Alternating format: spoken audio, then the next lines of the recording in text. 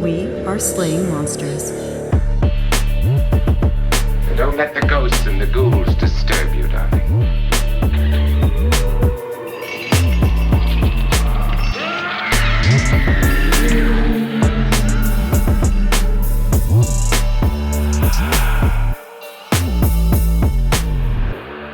You know, we're recording this on Saturday morning, and I always, like all kids of the 90s, I used to watch cartoons on Saturday morning when I would get up. You know, I loved it. And I feel like that's very appropriate for what we're about to talk about today because, you know, I would watch Looney Tunes, and the Looney Tunes logic that is going to be applied to the end of this episode will just be a perfect analogy, I think, because we're gonna, like I said to you earlier, we're gonna start a little serious, and then we're gonna get absolutely batshit crazy.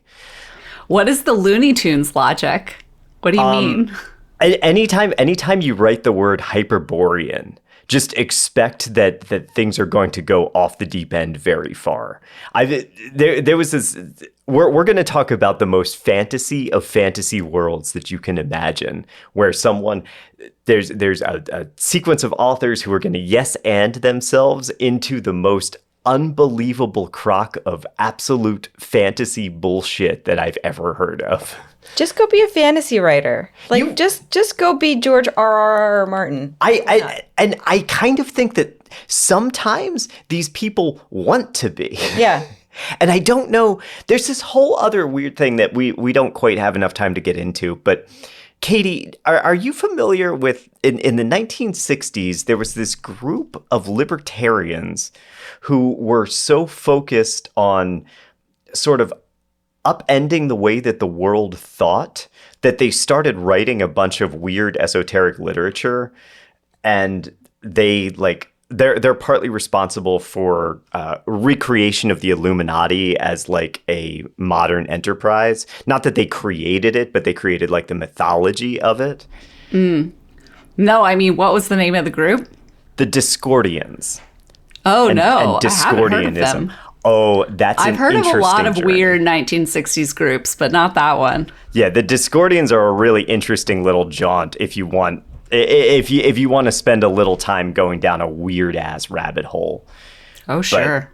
But yeah, they were a bunch of libertarians who wrote on the Illuminati, and then there was a fiction writer who was also writing the Illuminist trilogy, I think, who used a bunch of Discordian ideas, and they started becoming self-referential to each other and built like what we see as the modern Illuminati idea of this gigantic secret society and all of these things. The Illuminati was real, but it hasn't been real since like the end of the 18th century. There's like so much that came out of the 60s, and I'm sure we're about to get into that. But like yes. The magazine Wired came from a group that was sort of like some of the groups we're going to get into. They were sort of countercultural, and they tried to live off the grid in the late 1960s. And they wrote this book called The Whole Earth Catalog. And I'm like kind of doing this off the top of my head, so I'm not going to get into the detail that I really want to. But basically, those people are like then became the technologists that started the magazine Wired in the late 80s. That then like morphed into like Silicon Valley, like tech bros. It's wild. Like, wait, so you're saying that there is a thread that connects like Silicon Valley tech bro culture to almost like off-grid counterculture in the 60s? Yeah. Wow, I never knew that. There's a book. Hold on. I love this guy. He's a historian named Fred Turner. He's a fucking genius. Like, everyone should read his books. Democratic Surround is one of his books, and he traces how anti-Nazi, this will get us into our topic, anti-Nazi propaganda from the US in the late 30s and 40s, like, has a direct link to sort of like the psychedelic multimedia art pieces of the 60s and like that extreme modern artwork. But then he also wrote a second book, From Counterculture to Cyberculture by Fred Turner. And he's like a really beautiful writer. So it's not like a dry, he is like a serious academic historian, but he's not a dry writer. He's really interesting. And so, yeah, From Counterculture to Cyberculture by Fred Turner, he just outlines how this like kind of off the grid, like group in the 60s, like direct links, like some of the same people even. Wow. So anyway, we're going to talk about countercultures in the 1960s. Yes, we are. We are slaying monsters, by the way. This is, we got Maddie J across the table. Hey. We got Katie. Hello. And I'm EJ. And we're going to talk about... We are going to talk about Die Glocke and the rise of Nazi occultism. This is part 2 of a 4-part series. And today we're going to get, as Katie said, we're going to get into some of the counterculture. But before we get there, let's pick up our story where we left off. Now, when we last left Polish journalist and historian Igor Witkowski, he kind of thought he had stumbled on something big. There's a previously unknown Nazi weapon called Die Glocke, or the bell, allegedly powerful enough to turn the tide of the war in the closing days. What was it, and how close were the Nazis to winning World War II? Truthfully, not very close at all. Remember, the Nazis refused to work with non-Aryan scientists, which vastly limited their pool of talent.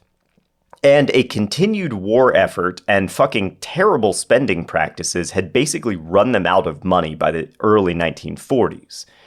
Their war, which initially looked favorable due to the Reich's speed in taking over neighboring countries, was now hampered by overreach. They were having trouble holding all of these new territories that they kept occupying, but they needed those new territories in order to further their campaign. And so, in 1943, on the verge of bankruptcy and under constant bombardment, Hitler ordered the construction of a series of underground bases. Dubbed Project Risa, or the Giant, this was intended to be a vast network of subterranean tunnels and structures and would allow the Nazis to move all of their operations underground. And they needed to do that because obviously there were a lot of bombings and air raids that were happening at the time, air raids which were specifically targeting weapons installations. And also, they wanted to move all of this technology underground to prevent espionage and spying because we were running spy planes from the sky as well. So in the tunnels of Project Risa, the Nazis hoped to regroup and, according to Igor Witkowski, secretly develop even more powerful weapons. Now, Project Risa, which is a real project that happened, was carried out by who else but prisoners. Mining specialists oversaw the work, but the majority was conducted by POWs and forced laborers. Conditions during this process were so bad that typhus ran rampant, and all work had to be stopped in December of 1943 because there was a typhus outbreak. In all, an estimated 5,000 people died in the construction of this underground network of tunnels and the dangerous conditions surrounding it. It was never actually completed, although there are still remains of their extensive network in several places in the Owl Mountains. Well, so they started making this in 43 then. Yeah. Wow. So they were already feeling pinched. Yes. In 43.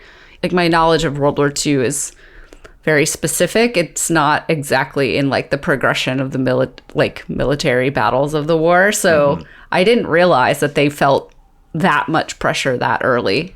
I mean, maybe they also like were paranoid. Hitler was famously very paranoid. Yeah. So I mean, I think it's a little bit of both, you know? yeah, that's fascinating though. Yeah, certainly Hitler. Hitler was not necessarily in his right mind a lot of the time. That's such a generous way of putting it. So I don't think it's insane to believe that Hitler was terrified of spies from day one, probably. But at the same time, I mean, yeah, they were under pressure very early on. He did want everything to be underground because he wanted to move as clandestinely as possible. Now, the most impressive and iconic of these underground bases was below the Kishav Castle in Wałbrzych, Poland. This was supposed to be Hitler's subterranean residence. It would be 50 meters or like 160 feet below the surface. And he had this intention of having this entire structure built from reinforced concrete. There were 4 chambers and 5 tunnels constructed during his reign. It sounds like a man that's about to lose. And I know the future, so I can say that, from a future standpoint. But it seems to me that from a military strategic standpoint, not that I know much about that, but I have a feeling that if you have to go underground, you're losing. And if you have to build such a permanent headquarters underground, you're losing. I feel like a victor is never going to be like, oh, we're going to run underground now. Yeah. I mean, my thought, EJ, was like, just goes to show what a fucking coward he was. Oh, yeah. Because he was like, I want to go underground. I want to be protected. Never mind, like, all my people who are still above ground, like suffering the consequences of this massive war, right? I mean, you look at someone like in our modern day world, like you look at someone like Zelensky, who has never hid, is willing to go out into the streets, is willing to be available. Hitler was just a fucking coward. He is. It's one thing to build installations underground to build weapons and to hide yourself from bombs, hide the weapons manufacturing from bombs. Okay. And yourself. Bomb shelters are a thing for a reason. They're a thing. But to build a permanent underground headquarters for leadership tells me that you are a coward, like you said, Katie, and you know that you are on the losing side. To me. No, I mean, I think you're absolutely right. And also, I mean, there were a lot of air raids. So you were afraid of these places being under attack. And the aerial fight was a huge part of World War II, for sure. But, right. But at the same time, it's really interesting because if you look up Kashaz Castle, it's beautiful. It's gorgeous. And I can see how, like, if you wanted that kind of opulent stance, that's a great place to have your headquarters. But he wasn't even really headquartered there. Like, he wanted to be below ground in it. He wanted to hide underneath this beautiful thing. Did he think that they were less likely to bomb a historical castle like that, and that's why he put himself underneath it? I mean, that's possible. There actually was a concerted effort to save historical places and artworks during World War II. Oh my God, I'll have to Google it. There's even like a documentary about it. There was like a special unit of the military that would go in advance to places and direct planes, like, don't bomb this. Like, if you can at all help it. Yeah. That's nice. Mm-hmm. They really were trying. That could be then. That could be why. And doesn't that make him even more of a coward then? Yes. That's like hiding behind someone that you know won't be shot.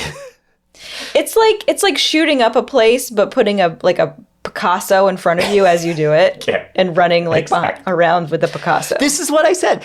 Dude, Looney Tunes. This whole fucking episode's going to be Looney Tunes. Okay, I feel we've gotten distracted yet again. Okay, keep going, Matt. So anyway, this all of this was obviously for naught. In early 1945, the Red Army took Poland. The Allies were approaching the Rhine River. Italy was overrun. Mussolini fled only to be captured at Lake Como, which I have to say is a pretty beautiful place to be captured if you have to be captured anywhere. Mussolini was executed and he was hanged upside down by his feet in Milan. Hitler retreated to his Führer bunker, which was an underground base constructed earlier. Fearing the same fate that Mussolini endured, and knowing that he lost the war, it was all over, he only had hours before his capture, he made a final decision. On April 30th, 1945, in a last act of pure cowardice, Adolf Hitler shot himself in the head with his personal pistol.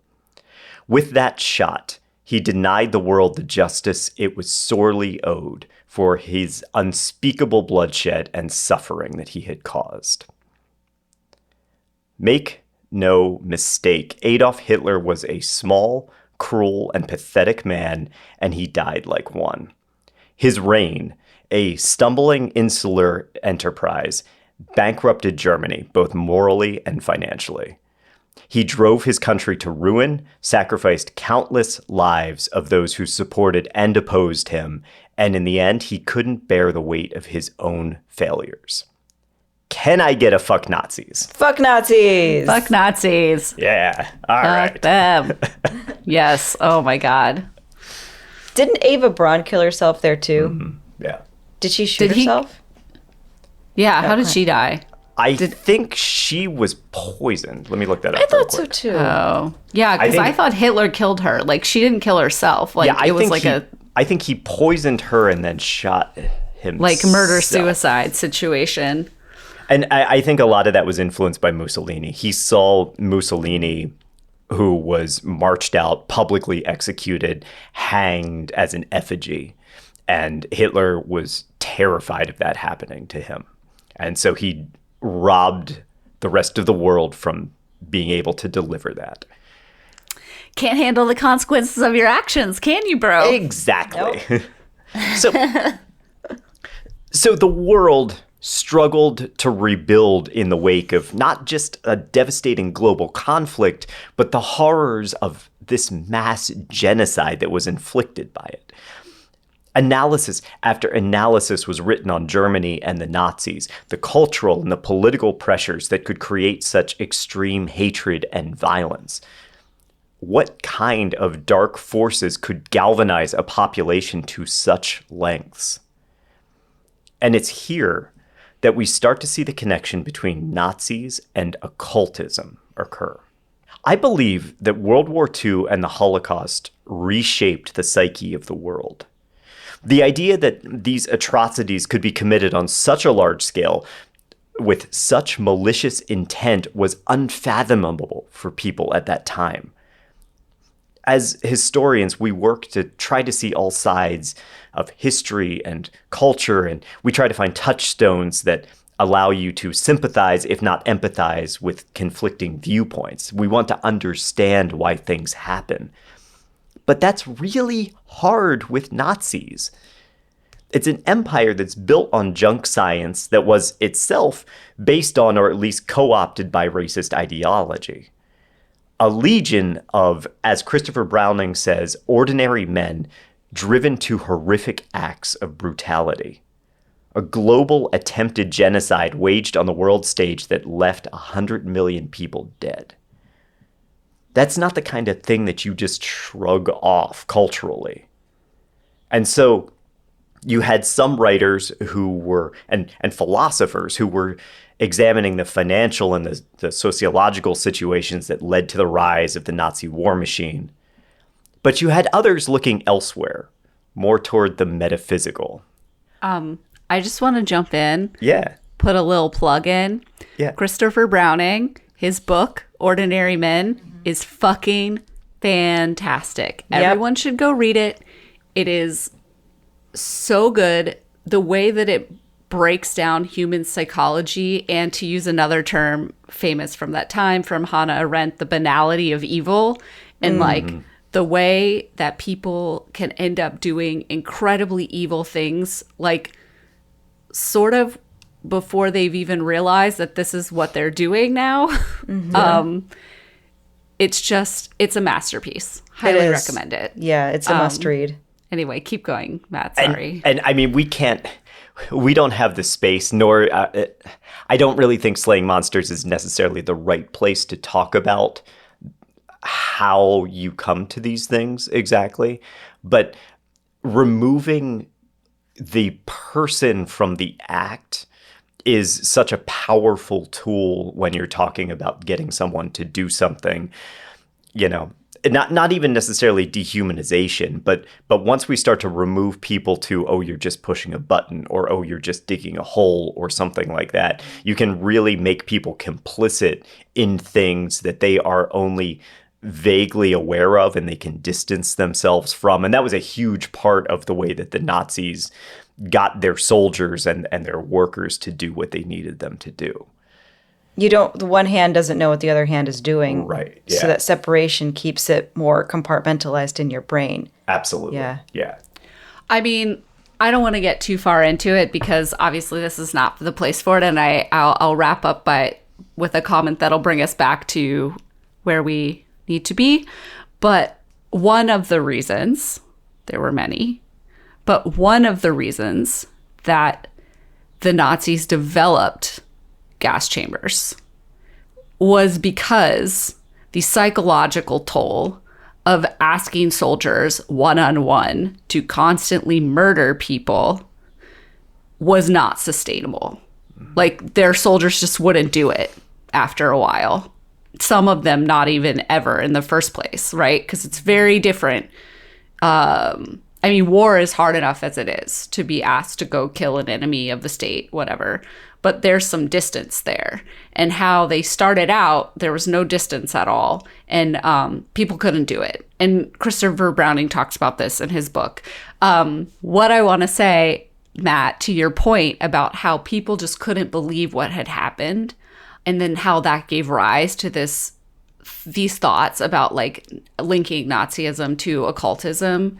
That's fascinating. And I never thought about that. But like, of course, that's where the mind would go, because it seems so evil that you're like, well, this can't just be normal. This can't just be the result of natural human behavior, because then what does that mean about us, like as a species, as a people?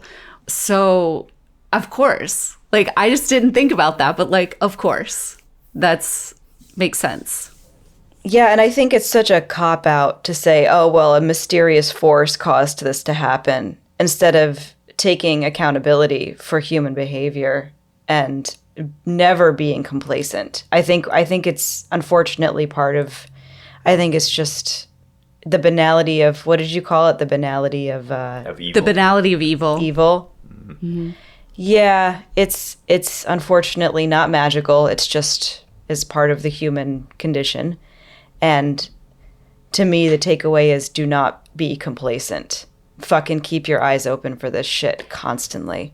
Well, sorry, go ahead. No. Don't be sorry. Let's talk about how this developed over time, because it's also not like Hitler shot himself and mid 1946 everybody was like, oh, he was probably worshiping demons. Like, it's not that quick of a turn.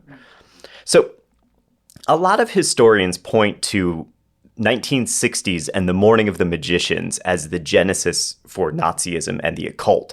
But I personally believe the link began even earlier and was actually started through a desire for justice.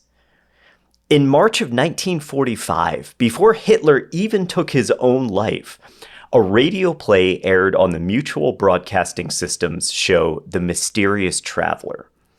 This was like the legendary suspense radio show. The Mysterious Traveler was a show that featured a weekly horror or true crime story, and their shtick was that it was narrated by a passenger on a train. You were riding on a train and somebody was just telling you this story. But the story, Depth at 50 Fathoms, centered on the final moments of Hitler's life. Except instead of hiding in his bunker, he had absconded to a submarine and was making his escape underwater. So he was fleeing Germany in the submarine. And as he does, he starts to hear scratching and banging outside the sub.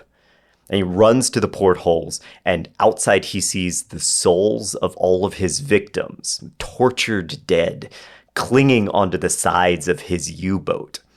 And as he watches in horror, they drag the submarine down into the depths where he slowly dies, surrounded by the ghosts that he created. That would have been a cool way for him to die, too. Well, yeah. Much more poetic justice. When was this show written? I mean, it aired in 1945, so probably before 44. And before he even died? Before he died, yeah. Oh, man. The people who wrote that, that's genius. And then you had more media like this after. Twilight Zone had Death's Head Revisited, and it told the story of a concentration camp captain who finds himself on trial by the dead. There was a Night Gallery episode called Escape Route, which centered on an SS officer who tried to flee from the authorities and found himself locked in a horrific painting of a crucifixion. All this like metaphysical punishment of these people who had done such evil acts. And I think that these stories help to soothe humanity. Because you had these evil people finally getting comeuppance for the atrocities that they had directed, and they were getting them from their victims' hands, ghostly hands. It gave like a balance to the universe that we wanted so desperately at that time. It helped the society compartmentalize their feelings on the Holocaust and on the war. And then while all this was going on, other media was taking their own approach to explain the Nazis. And so in 1960, French author Louis Pauwels and Jacques Berger published The Morning of the Magicians. And this was sort of a revisionist history of the world built on lots of speculation and good old-fashioned imagination. So basically, what they were doing was they were conducting a thought experiment asking, what if there was a series of powerful occult secret societies behind the greatest events in the world? This book justified the Holocaust. Not like justified the morals and the objectives behind the Holocaust, but explained the reason that the Holocaust happened, because the Nazis were under the control of Satan, or at least some kind of dark supernatural power. The authors do this through a complicated babble of name salad that involves the German Listians, Aleister Crowley, Madame Blavatsky, Theosophists, the Knights Templar, and heaps of other bullshit. Wait, so, sorry. I thought that they wrote a fictional book where they were just like, oh, what if blah, blah, blah. But no, they were saying that this is true. I understand why you think that. Because it doesn't make any sense if you believe that it's true. They themselves said, this is a quote from them, "We have admitted facts, however bizarre, subject to verification later. Sometimes we have preferred to appear to be in search of the sensation or allow ourselves to be carried away by our love of everything strange rather than neglect some incident or event, however crazy it may seem. Why should history alone, among other modern sciences, be privileged to explain all phenomena rationally?" Yeah, why should it? Oh my God. This makes me so mad as like a former historian, because historians, a lot of fields in the humanities, are already fighting against people who are like, this is made up. This is your opinion. This is this. This is that. Why are you dragging the good name of history, of historical study through the mud with your stupid, like, why does this need to be based on facts? Also, it needs to be based on facts because we live in a rational world, you fucking dipshits. Like, I can claim there's a mini dragon in my oven that breathes fire every time I reheat my pizza when I, like, push the oven button, but that doesn't mean that's how that oven actually works. I know. Again, it's like, I respect genre blurring. Like, absolutely write a book that you are pretending is true, but you know is fiction, and you're, like, playing with that line. Like Orson Welles, right? I mean, War of the Worlds, famously, like, was genius and scary for some people because he blurred the line between like a genre that we're used to hearing truth through and reality through, and then he made it fiction. I think that would be interesting, but that was not what they were doing. They just wanted to like write whatever they wanted to write and call it history. Yeah. And to me, it's even more offensive because the Nazis were real, as were the victims of the Holocaust and their persecution, the casualties of the war. Spinning silly stories like this based on nothing but fanciful speculation is not only an affront to real historians, as Katie said, but it's also defacing the graves of the people who lost their lives fighting this evil regime. Can I get a fuck you to the Morning of the Magicians? Yeah. Fuck you, off, the Morning dude. of the Magicians. That was a long phrase. That was a long phrase. It doesn't like have the right ring. Like Not quite as clear. There'll be other opportunities. I yeah, got it. I it's- got it. Fuck magicians. No. Magicians are good okay? people. No. Yeah, also they deface fucking magicians. Magicians are good people. Yeah. So all this crazy shit, it gets wrapped up in Hitler's obsession with the Übermensch, or supermen. The idea that the Nazis were trying to build not just a race of Aryans, but a race of genetically altered super soldiers. If you read The Morning of the Magicians, they make it seem like this was some kind of demonically possessed cult followers, as that like a combination of a human and a demon. That was the Übermensch. Like Hitler was like an creating. orc. Yeah, Forged kind in the of, right? fires of Mordor. Yeah. Sorry. No. That's kind of what it fucking is. Like Hitler was encouraging his soldiers to go out and worship the devil because it'll give you superpowers. In reality, this wasn't a fucking Frankensteinish idea, but a thought experiment that Hitler co-opted from the re-edited philosophy of Nietzsche's insane sister. I swear this is true. So Nietzsche himself didn't buy the German as supermen idea. He claimed that Germans were great because they had, quote, Polish blood in their veins. But after he died, his sister Elizabeth Forrester Nietzsche took over his estate.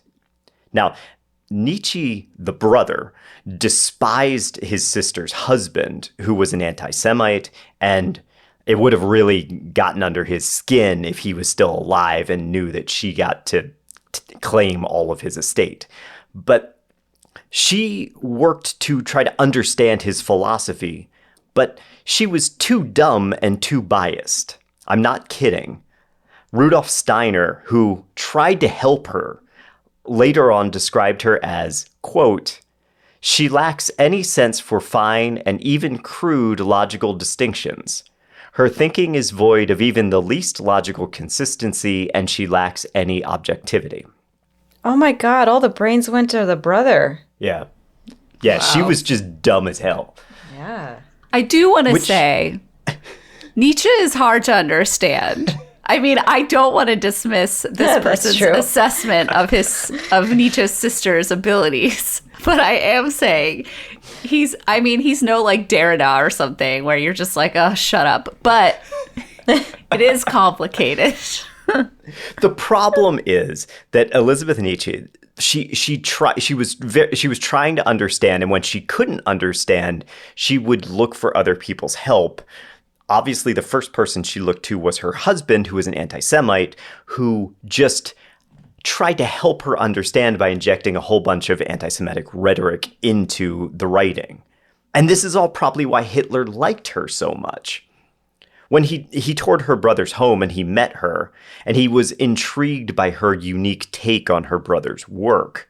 Now, as I said, heavily edited, filled with anti-Semitic rambling.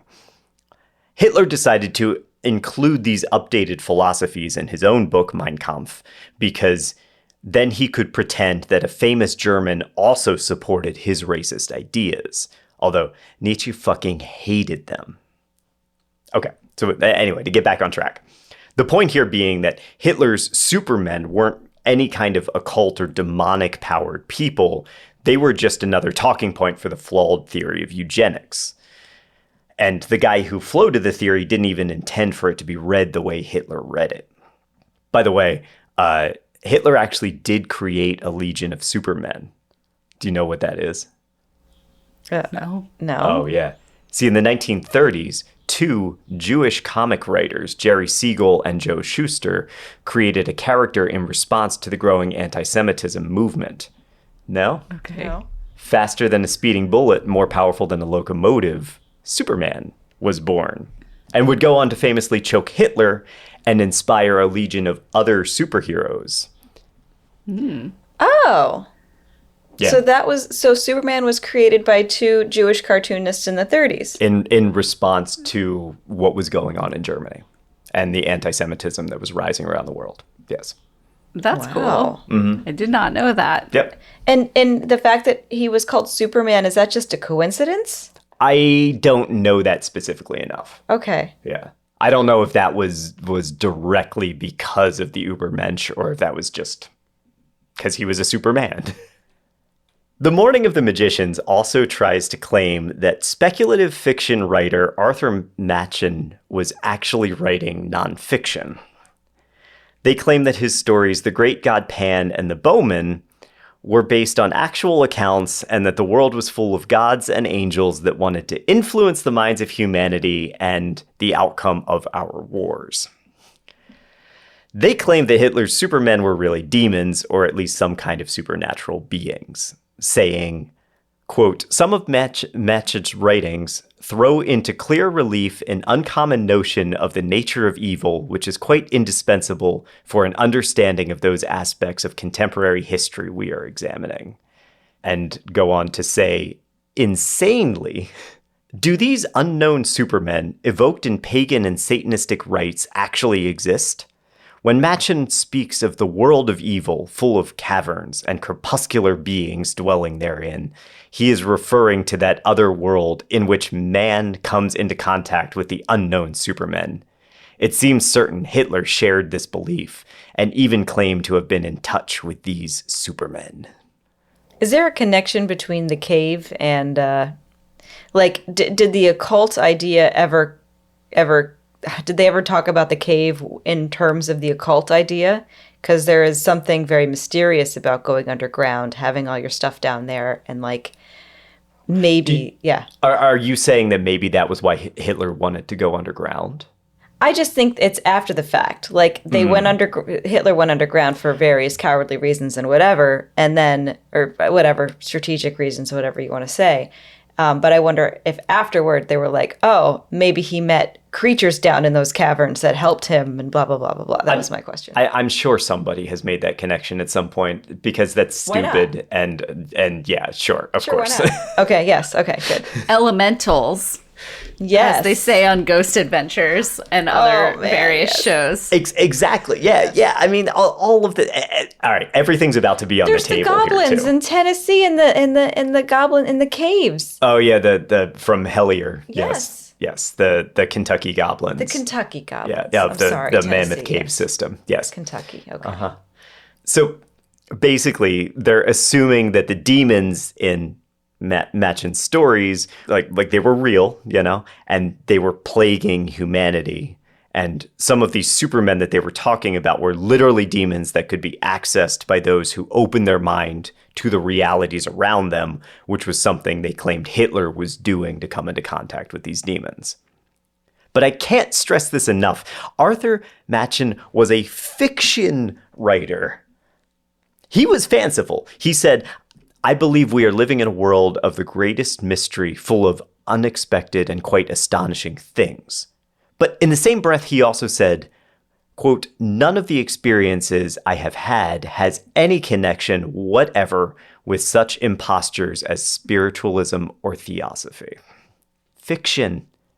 It was fiction. And the Morning of the Magicians claims that it was all true. This has happened so many times, though. Isn't this what happened with L. Ron Hubbard too? In his Yeah, I mean that's I know. Was it? I thought maybe that started out as fiction, but I thought he was like, cool, I'll be a cult leader.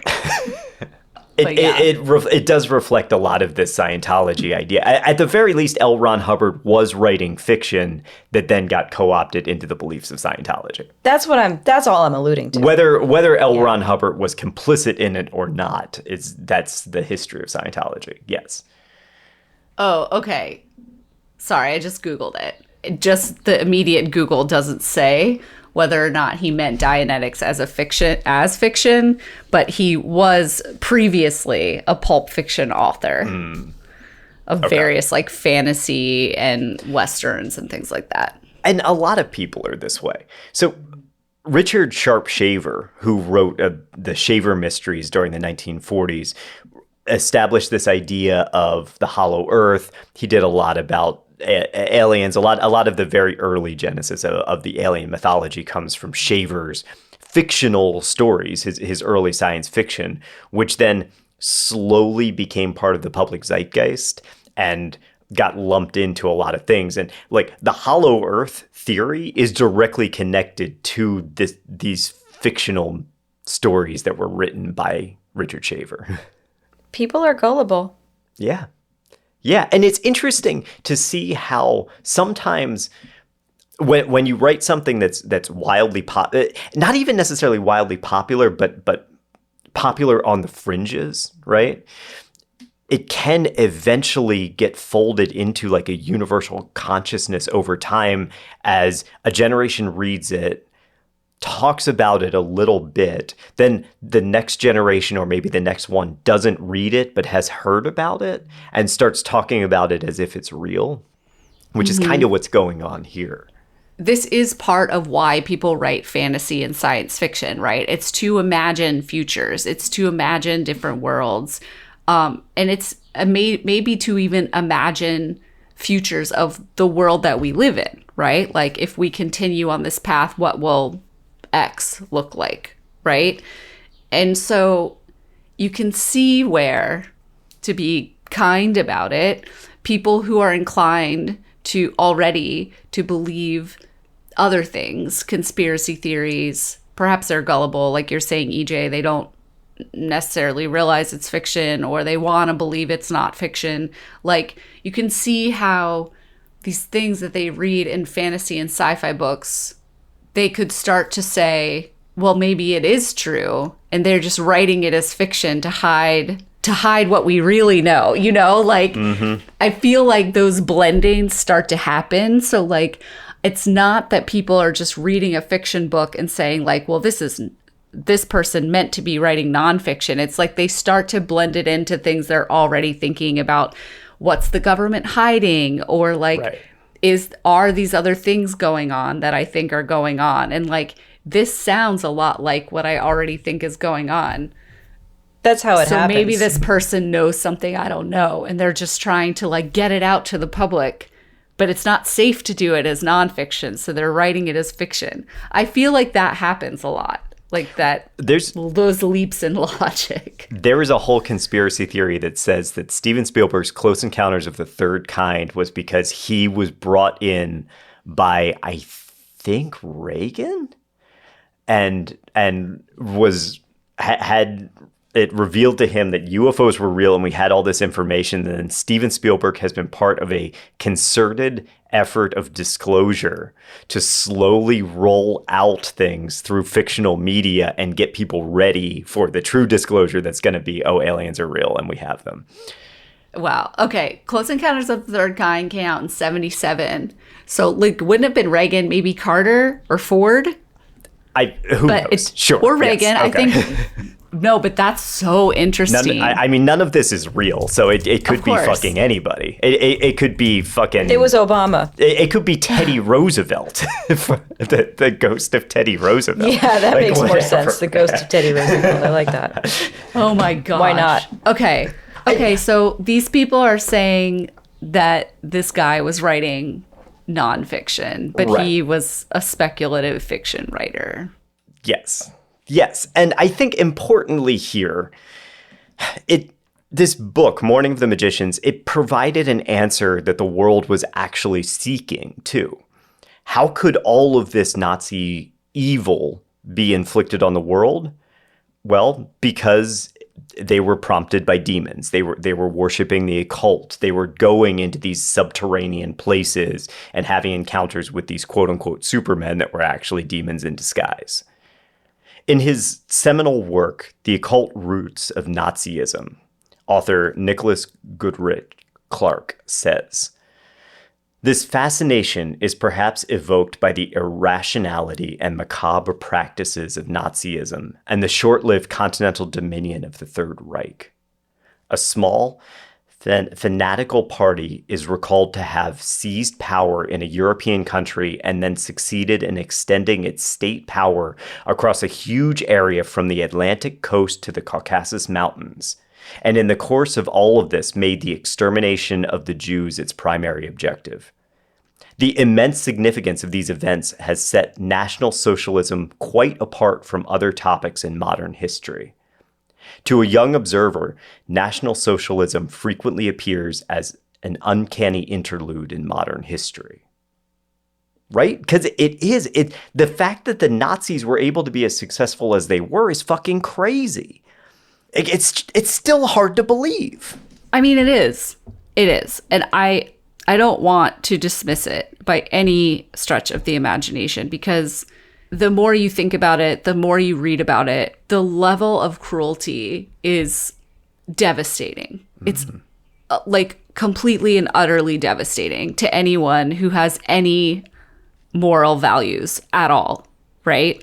But I do think when you start to understand, like, it's like all these things together, the devastation of the First World War, the devastation of the economies, the devastation, the death, right? So many people died in the First World War, and the First World War didn't have clear bad guys and good guys, right? People tried to make it up, but it kind of happened because of alliances and but so many people died so quickly that they got caught up in it, and everyone then sort of had to keep going because so many people had already died. I mean, there are lots of different theories, but how did this happen? How did the Nazis rise to power so quickly? It was like a perfect storm. And then when they did start the war, they took over so quickly. People weren't ready. People weren't expecting it.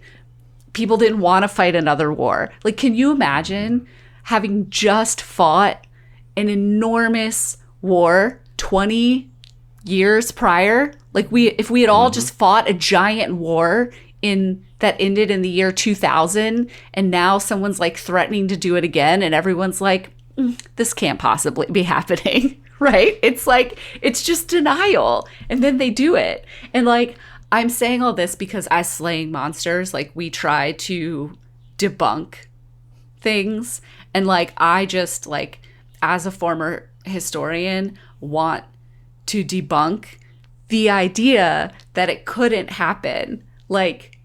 I think it just shows people's denial. People are in denial about what can happen. And again, I want to get us back on track, but I just wanted to interject that is there are actually, historians have put a lot of effort into it. There are real reasons as to how the Nazis took over so quickly.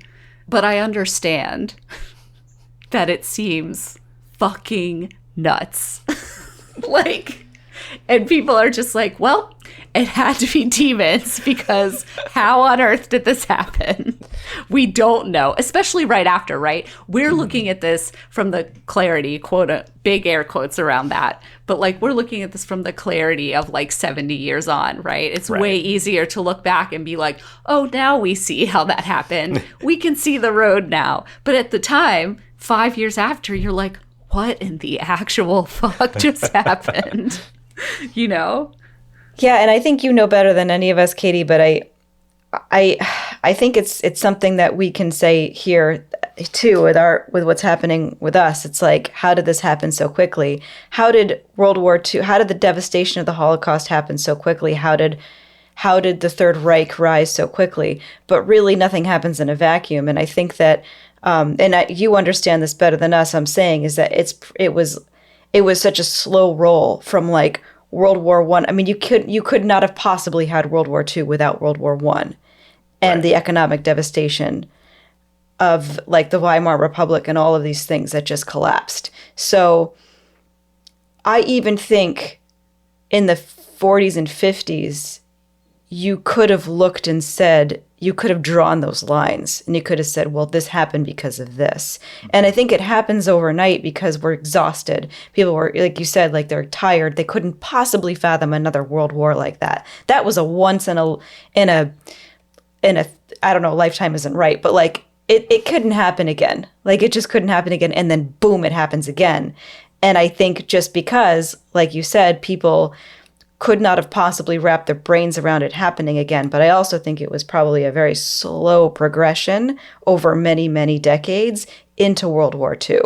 It's just, I think the devastation of it makes it seem like it's quick, but I do think that it was like it couldn't have happened without everything falling into place exactly as it did over many, many decades. Exactly what we're seeing here. Oh my God, how could we have come to this? How could we have ever elected somebody like this to be our president? It happened over many, many, many decades. Mm-hmm. Many decades of other things that like in ways had nothing to do with it, but then did, because they were chipping away at these other little things over here. But like, I think you're right, Matt, to go back to what you were saying is that people were just looking at it and being like, this is crazy. This is crazy. And like, how did this happen? Right. Especially because I think Europeans saw themselves, and Americans at this point too, like saw themselves as like the bastion of civilized Earth. Or whatever. Yeah. And then it was like the most uncivilized, the most barbaric, the most morally depraved shit had just like happened on their watch, you know? Well, yeah, because you said like what you said about World War I, where there wasn't like the morally reprehensible bad guy that we had. You know, we didn't have that in World War I. So yeah, to see a European power, a civilized European power, to go to such barbarism seemingly overnight is really hard for people to wrap their brains around. And God-fearing, too. I think that, you know, you lump in Judeo-Christianity into it as well, and you have this, well, we are supposed to be good religious people. We are supposed to follow the tenets of our God, and yet all of this atrocity has happened, and how could we have allowed this to happen? How could our God have allowed this to happen? Well, obviously, a Judeo-Christian God would not purposefully inflict this much suffering on such a large group of people. It must be the work of evil forces instead. Maybe an Old Testament God would. Well, yeah, God was very different back then. Sorry, that's not funny. A little dark humor in this moment. It's all right. We're about to. So demons. Yeah. We're about to move to some of the crazier shit here. So let's do it. Anyway, by the early 1970s, you had Nazism, at least on the fringes, that was becoming this inexorably linked with occultism, theosophy, the supernatural. It was an easy answer, one that could actually dehumanize the people that were in the National Socialist Party. Demons were the cause, or the uncanny, or a secret society of occult philosophers and black magicians. Ordinary people wouldn't do this. That was the thing. Ordinary people wouldn't do this unless they were influenced by dark forces. Nazi occultism further was cemented in the media, most notably, I think, with Indiana Jones and his Ark and Grail chasing baddies, which is a great example, I think, because the role of esotericism you start to see play out in this mythos. The Nazis weren't just, I'm a little casually interested in mysticism. They wanted to weaponize it. They wanted to reshape their war with it. The new message emerging here was simple. Whoever controls magic is the victor. Honestly, that looming desperation from their impending loss does kind of reflect the attitudes that drove Hitler to construct Project Risa. forced underground, last-ditch effort. They're hoping to regroup, they're hoping to redesign, come back stronger than ever. Although we know what actually happened there. But it's against this backdrop of occult magicians hiding in subterranean mountain caves under Poland in the final days of the war that we find the first whisperings of a particular Wunderwaffen, wonder weapon, Die Glocke, or the bell. These first come from Ernest Zundel, German publisher and asshole to the highest degree. Born in 1939, his father was drafted into the Nazi army shortly after Zundel's birth. His father survived, was captured and imprisoned in a POW camp, and returned home an alcoholic. Ernest Zundel was raised on Nazi rhetoric, both from his country's own propaganda and from his father. He grew up with nationalism on his brain and pride in his people's failed effort to take over the world, and turned into a very horrible, horrible human being. He didn't have enough pride to put his own life on the line, however, and at 19 years old, he fled to Canada to avoid being drafted into the German army.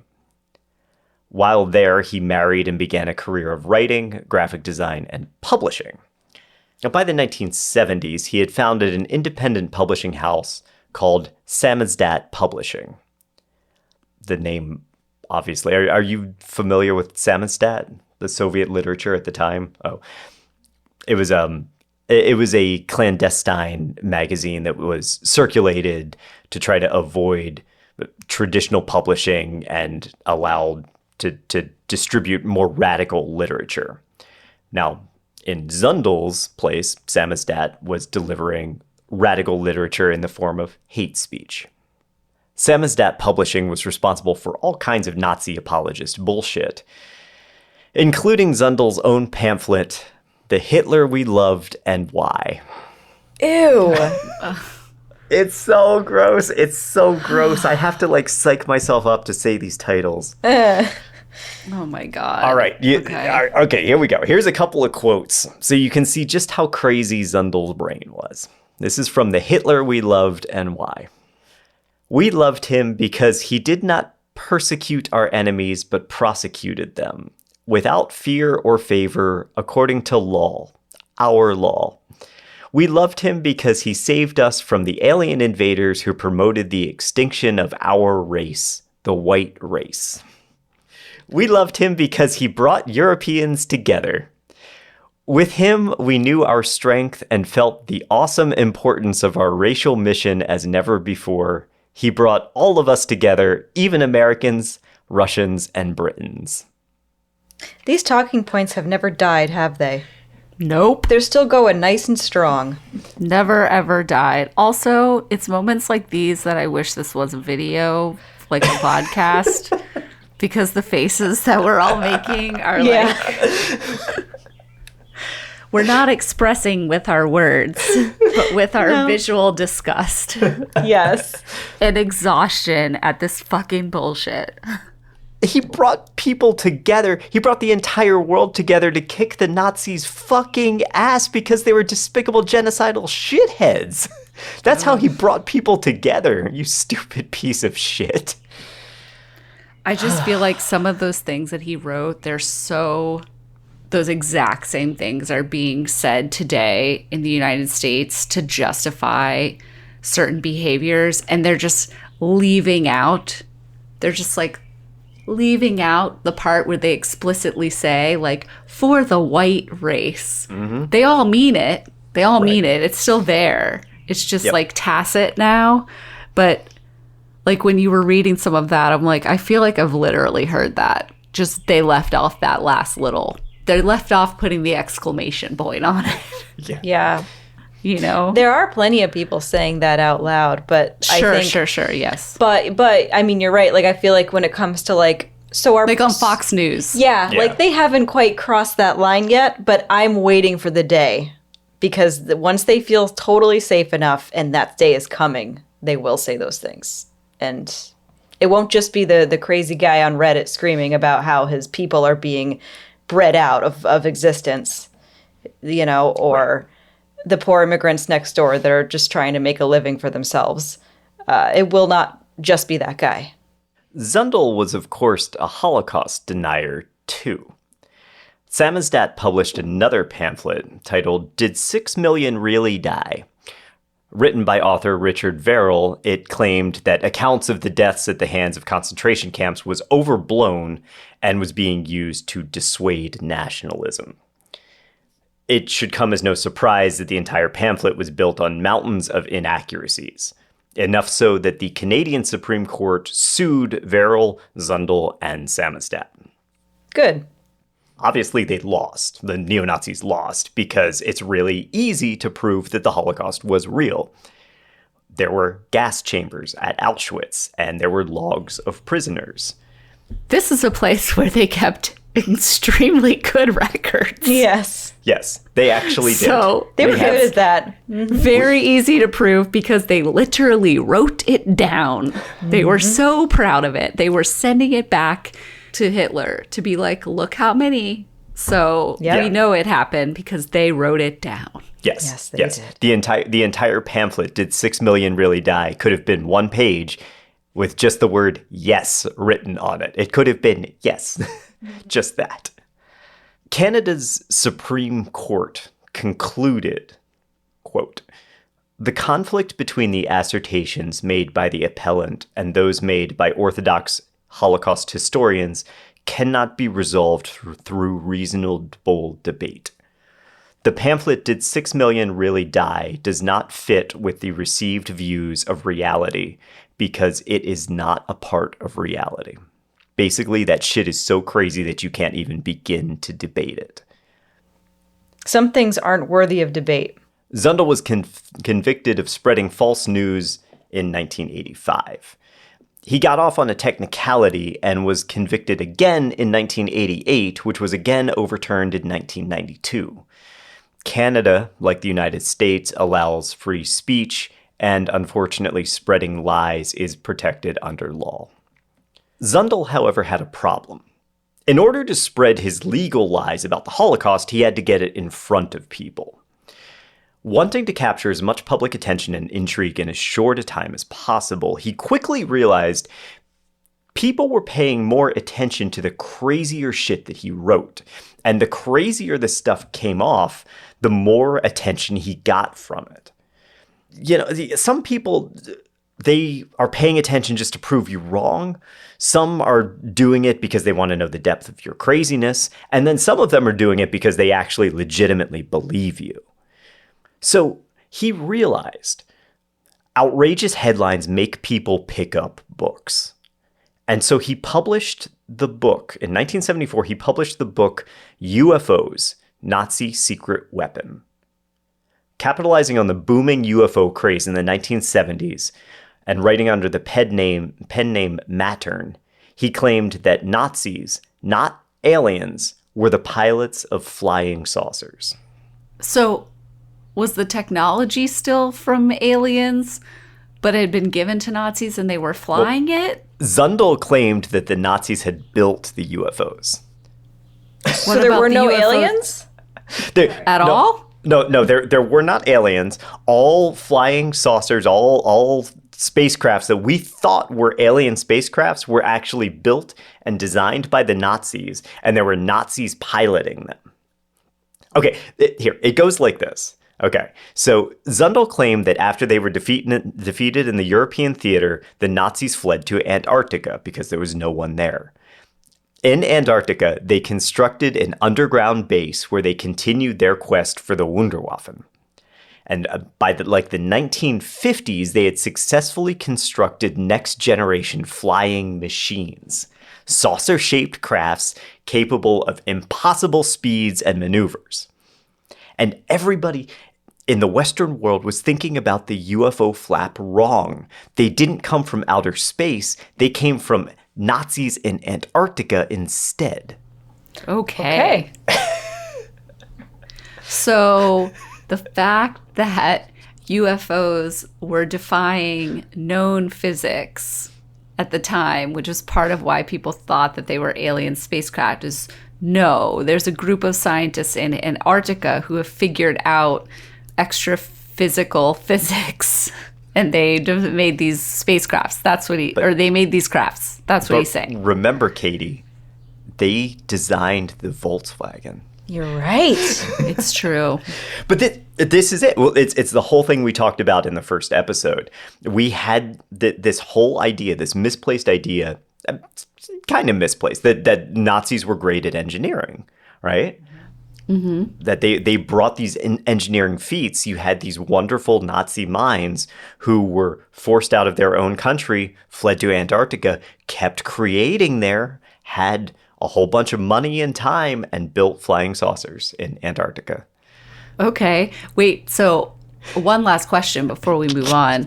In this story, in this book, did Hitler die, or did he go to Antarctica with the Nazis to make the UFOs? I think Zundel thought that Hitler died. I Okay. believe. I don't think Zundel thought that Hitler fled. Okay. Well, that would make sense because he was like writing these books as like the first pamphlet that you talked about, I'm not going to say the name again. He talked about him in the past tense. Right. So that would indicate that he thought that he died. Yes. Anyway, Yeah. We're I about wanna to hear talk more. about we're about to talk about somebody else who believed that Hitler lived and fled, but we'll come back to that. Okay. Samizdat, the magazine, even offered a trip to Antarctica where you could go and you could search for these bases with them. Ha! You could buy a ticket for the low price of $10,000. So wait, they just dump you off in Antarctica with like a jacket and a hat, and they're like, "Go, here's a flashlight, go find them. Go find some Nazis. Good luck." This sounds terrifying. Okay. Surprisingly, no expeditions were ever launched to find the secret Nazi bases. I don't know if anybody actually gave them money for the ticket or not. I mean, that's a lot of money. Like, you'd have, not that there aren't totally cuckoo rich people, because there obviously are. Uh-huh. Like $10,000 in the 1970s, $10,000 is like kind of a lot of money now. Yeah. Yeah. I kind of wish that people that bought into that bullshit, that had that kind of money, I kind of wish they had taken him up on that and just gone to Antarctica. Probably would have been better off. Would have been if really we just good had for a bunch of- society. Just throwing that out there. What's really crazy about all of this is that Zundel didn't actually buy a word of it. He told author Frank Mealy in a phone interview that it was all made up as a way to package his more radical ideas in a form that would get media attention. He said this: "I realized that North Americans were not interested in being educated. They wanted to be entertained. The book was for fun. With a picture of the Fuhrer on the cover and flying saucers coming out of Antarctica, it was a chance to get on radio and TV talk shows. For about 15 minutes of an hour program, I'd talk about the esoteric stuff. Then I would start talking about those Jewish scientists in concentration camps working on secret weapons. And that was my chance to talk about what I really wanted to talk about." Which was, of course, how the Jews were inferior and the white race was superior. Zundel was using Nazi UFOs as a way to push his racist agenda, and it fucking worked. Of course it works. No, of course it works. I mean, we're seeing very similar things right now in communication things. So that's why I just kind of was like, well, he was very right. He was. And here's the thing, right? You had historians who were trying to unravel these questions regarding the Nazi regime and all of these things we've been talking about. You have a subset of these historians, like Morning of the Magicians, who claim that the Nazis possessed esoteric knowledge outside of traditional sciences. And what's the perfect accompaniment to this concept? They used that knowledge to develop state-of-the-art weaponry and flying machines. It's all almost possible, right? We knew they had designed and built real weapons, the V-2 rockets, the Panzer tanks. Why not something more radical? And this was coupled with a very real issue for historians, because as the Allies poured into Germany and Poland, desperate Nazis tried to destroy all the records that they could. In 1944, in November of 1944, Himmler ordered gas chambers at Auschwitz be dismantled. 700 of the remaining prisoners were killed by the SS, while those who were fit for labor were marched from the camp. They were trying to hide the evidence. Now, I mean, we know that that didn't really work, and eventually we did manage to piece together a lot of their programs, their agendas, their plans. But it still leaves question marks in a lot of the history and a lot of intrigue surrounding it, which is something that people like Ernest Zundel could thrive in. Just say, oh, well, we know that they destroyed their plans. What if they destroyed plans for the flying saucers because they didn't want it to fall into the Allies' hands? Zundel, by the way, tried to get Schindler's List banned when it came out in 1994. His reasoning was that it was hate speech toward Nazis. Same old fucking playbook. You sue and go to court because you have a First Amendment right to say whatever the goddamn fuck you want. But if someone says something mean about you, giant air quotes here, well, that person has just gone too far. All these people are all the same. They're all just a bunch of there's a bunch of crybabies. They have no backbone. They can't handle criticism. You know, they're the opposite of... They are exactly what they think they see in like left wing people. Like those are the tough people that can handle shit. These people are crybabies. And don't forget, he was going to be conscripted into the army, the German army, and he fled and went to Canada so he wouldn't have to serve. He didn't even support his country. So other authors quickly jumped on this bandwagon too. Most prominent among them was Miguel Serrano, a Chilean diplomat and neo-Nazi. Now, Chile had remained neutral during World War II, but Serrano was a very outspoken supporter of the Nazis. During the war, he discovered Hinduism and began studying yogic practices and ceremonial magic. By the time Hitler committed suicide, Serrano had become convinced that the Führer was an avatar of Vishnu. There is such a strange connection between hippie shit, like free love, like I don't know, like stuff like that, and right-wing radicalism. And it's so weird to me. You know, it just seems like they don't belong together, but yet they are together in some circumstances like this. I think the connection is just being outside of the norm. Yes, okay.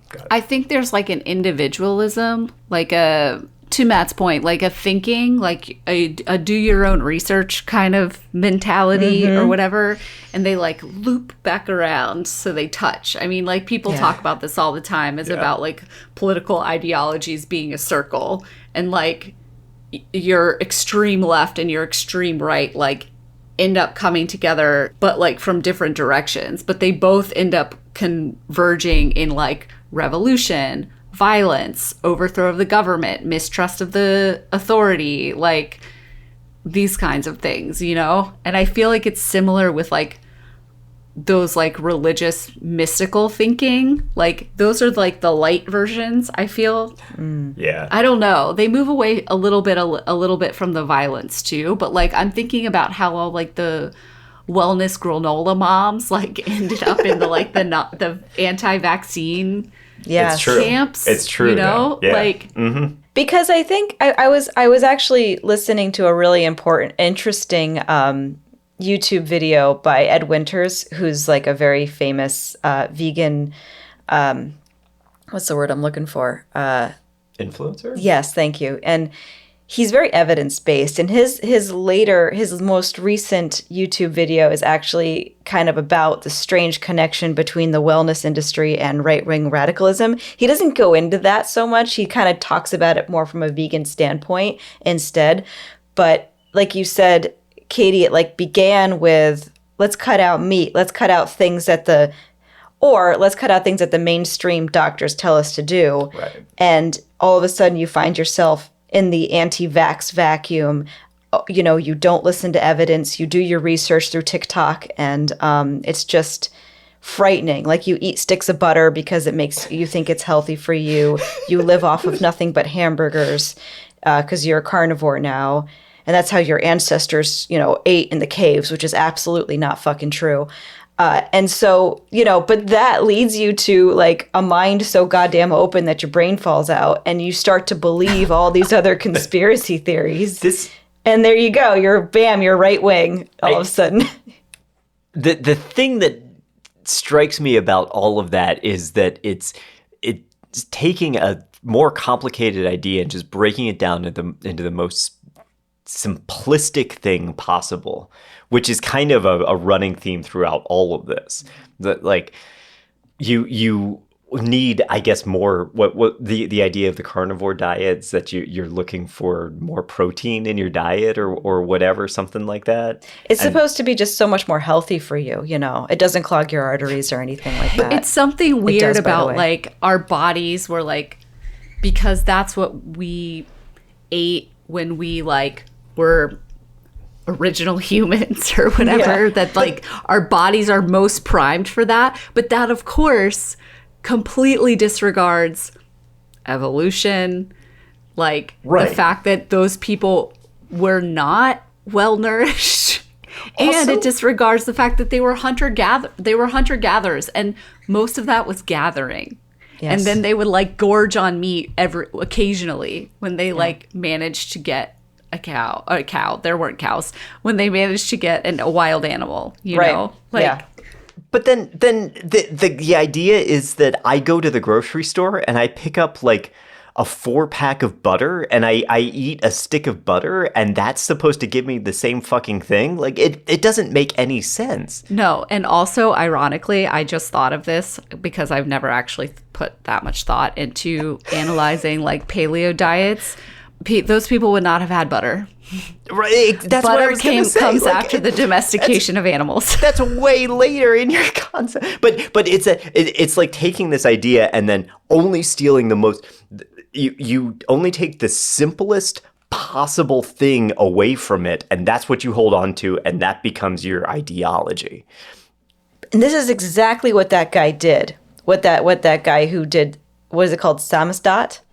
Yeah, Zundel. Yes. Okay, Zundel. Mm-hmm. He is the lady walking down the street with a stick of butter. Yes. He is getting what is exciting and what is going to catch your eye and keep you remembering it, and it's going to lead you to other things. They're all following the same damn playbook. So anyway, let's get back to Hitler and Vishnu. Mm-hmm. So he thought he was the incarnation of Vishnu. This Chilean diplomat guy. Yes, Miguel Serrano. So Serrano attributes these theories to an anonymous German living in Chile who he referred to as only FK. This FK claimed to be in communication with the Nazis and have a direct line to Hitler himself. Yet again, I have a source. A source had told me, not someone that you can track down. Exactly. But, you know. Exactly. There you FK, go. Yes. FK. FK. Now, FK reassured Serrano Hitler didn't kill himself. That was all faked. He escaped on a U-boat and traveled to Antarctica, where he set up a base so he could continue his mission to overthrow Kali Yuga, the Dark Age. What's Kali Yuga? Kali Yuga, that's the Hindu Dark Age.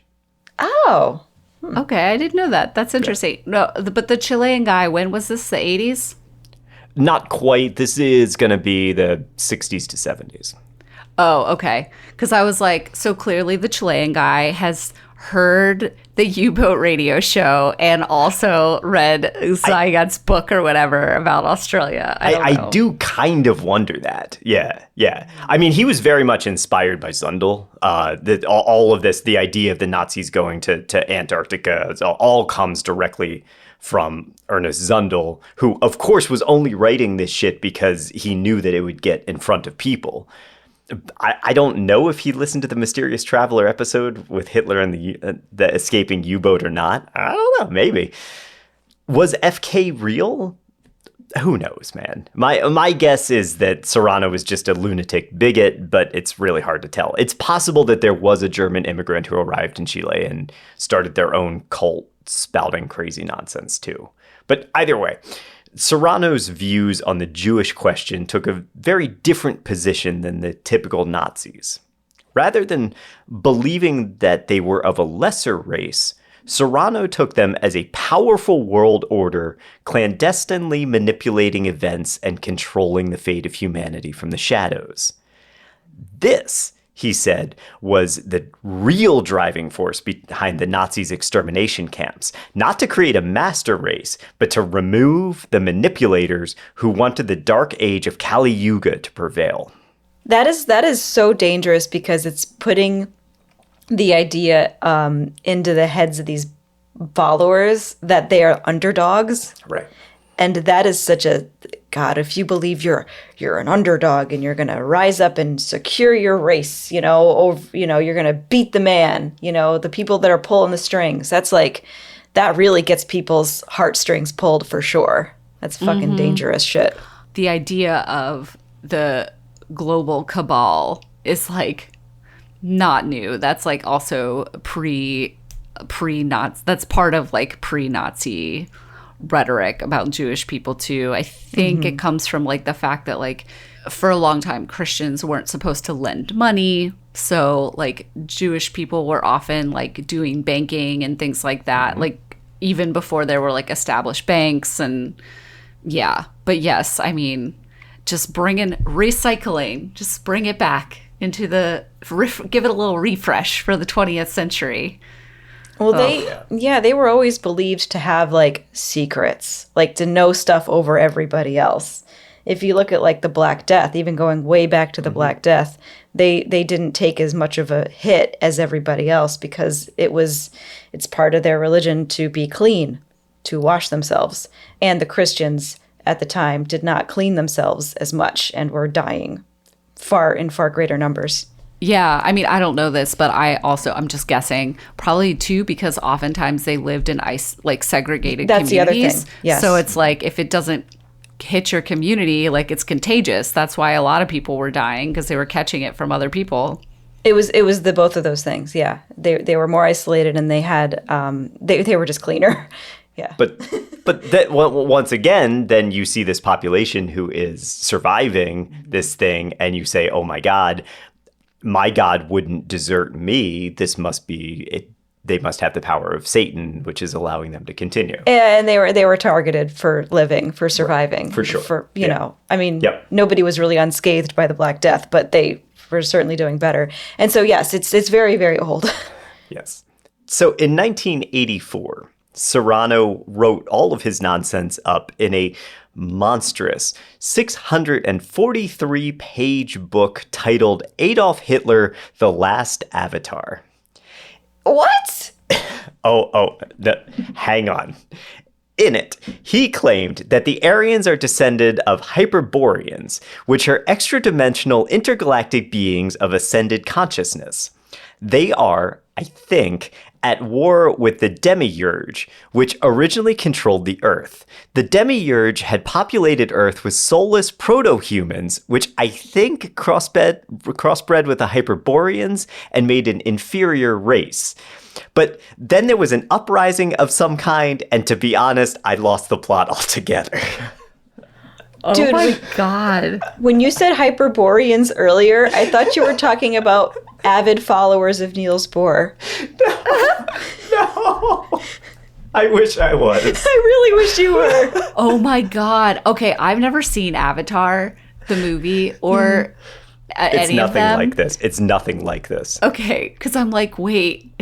Was James Cameron like... No, please don't conflate. Avatar, Cameron's Avatar is not this. Avatar: The Last Airbender is nothing like this. This is some other crazy-ass bullshit. It's a good question Katie brings up, though, just to clear things up, because that's... No.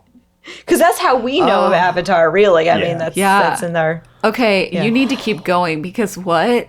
What else happened? Then what happened? I Then what honestly, happened? I tried so hard, guys, and I could not do it. It is so, I kept reading sections and being like, I don't know what any of this means. It is the most confusing and illogical piece of fantasy I've ever tried to read.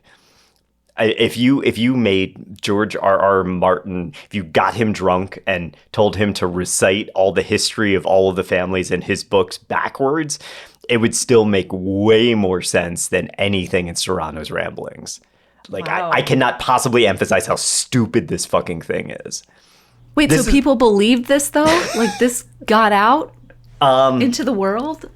Yeah, actually. I mean, look, the thing is, at the time, Chile, South America were really getting into the idea of Hinduism.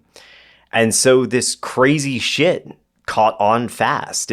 He had this blend of like New Age religion, Gnosticism, and racism.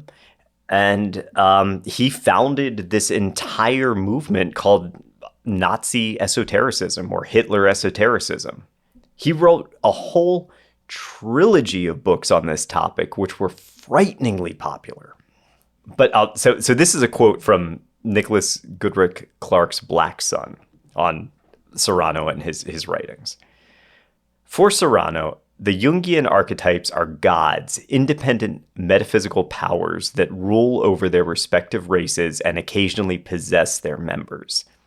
In his opinion, the Aryan collective unconscious was literally the memory of Aryan blood, an esoteric construction of biological racism.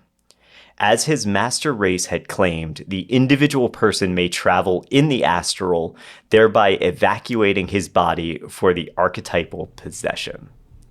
Fuck's sake, man. Like, I mean, I gotta hand it to the guy. It's very creative. Too bad he like- didn't use his creativity for good. yeah. Exactly. It's so funny because, like, all of that sounds like some typical 1960s new age woo-woo bullshit. He just was like, I just need to insert my little neo-Nazi racism in here, though. Yeah. So how do I do that? Right.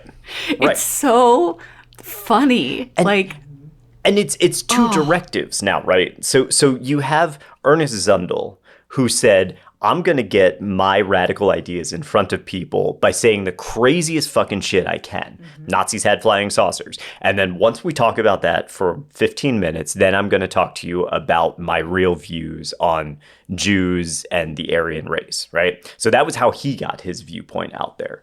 Miguel Serrano went a different way, and he incorporated all of this new age esotericism and all of this fascination with Hinduism that was rising at the time, wrapped all of that up in a nice little package, added a sprinkling of his Nazism into it, and that's how he got people talking about it. Remind me, was he like very clear about the fact that he was like talking about the Aryan race, or was he making it more, was it more of like, because like that's actually kind of genius if in the same way that the UFO thing is kind of genius, like you're coming in through this one pathway. I feel like talking about it in this sort of like, oh, here's how you reach the next plane of existence and become your best self. Oh, by the way, your best self is white Aryan and anybody else sucks. He also sounds like he was a bad writer. So like I'm also curious like how this was so effective when he could barely put a sentence together. Like I mean, I can't answer that. People read bad shit. It's just, I don't know. Maybe, probably, honestly, he was probably successful because it was weird. You know, it probably just so off the wall that people wanted to read it. But your other question in terms of, was he clear about whether it was Aryan specific?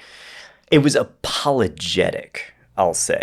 It wasn't exactly pro-Nazi, pro-Aryan race, but what he was doing was he was using some of these other texts and doing revisionist histories of them in order to justify the Nazis and their approach to the world and their belief structure and all of that, because now he can point to, oh, but they're present in these Eastern texts as well. And yes, you can become a better person if you subscribe to the more Aryan beliefs and if you let the Aryan soul possess you or fucking whatever it was. So it justified Nazism because he kind of proved it somewhere else. Oh boy. It's one way to radicalize people. Just get them started on something and slowly open the door to crazy shit. I mean, that's what Alex Jones did. Well, and that's the thing, right? I mean, we kind of see all of this happen now. This is, you're right. This is Alex Jones. This is our meathead Joe Rogan. This is everybody. You know, you don't necessarily need to say anything logical.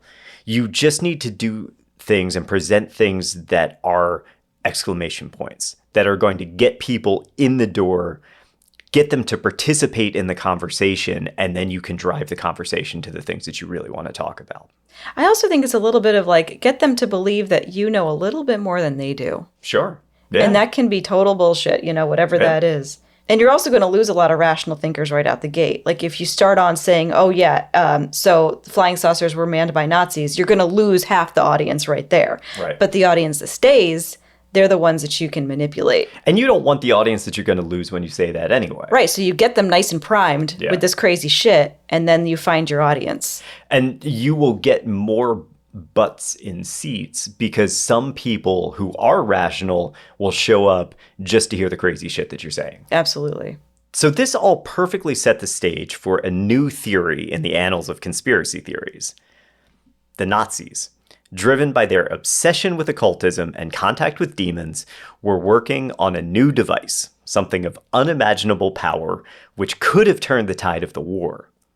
Hitler's obsession with Project Orisa and going underground only proved that the Wunderwaffen was a top-secret operation that had to be hidden from the world.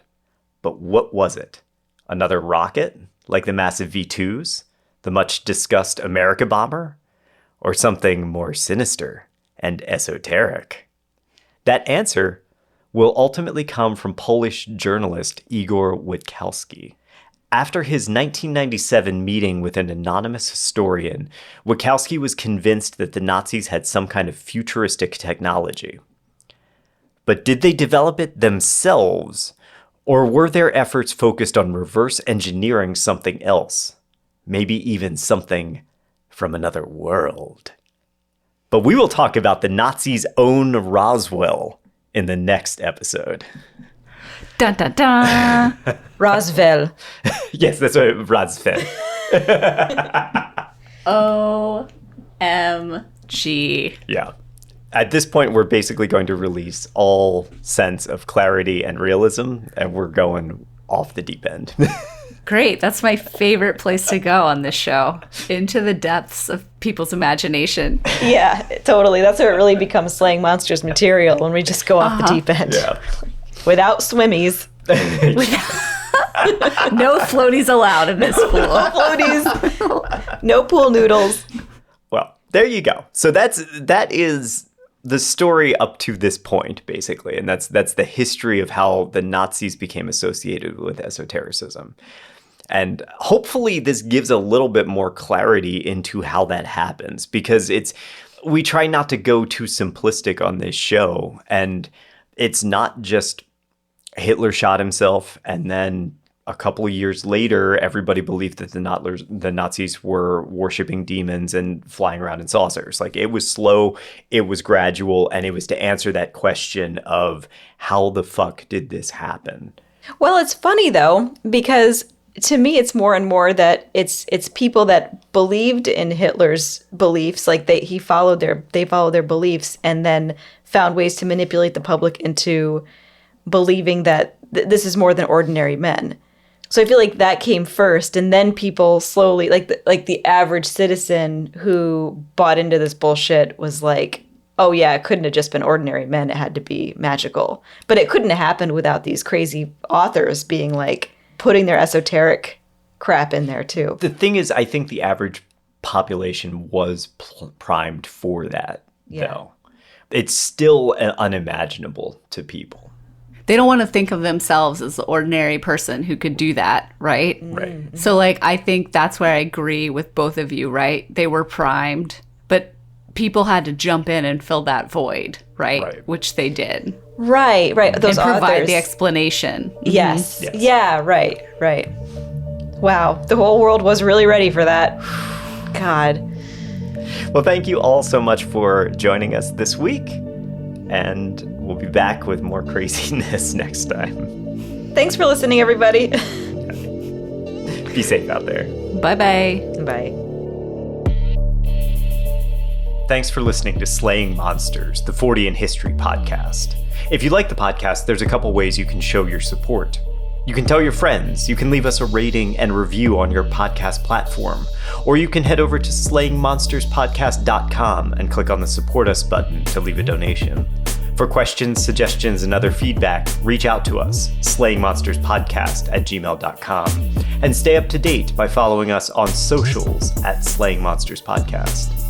Your support helps us grow, and we are truly grateful to have our listeners and community.